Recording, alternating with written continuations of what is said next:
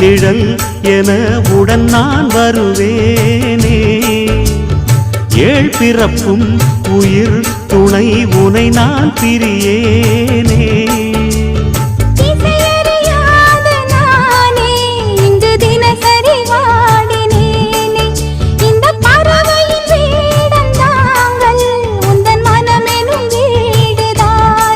நீண்ட காலம் நேர்ந்த சோகம் நீங்கி போக நானும் தீண்ட யோகம் விளங்கிடும். பூமிக்கொரு வாரம் என்று எண்ணி இருந்தேன், பூமுதிக்க யாரும் இன்றி கண்ணி இருந்தேன். சொந்தமின்றி பந்தமின்றி நானும் இருந்தேன்.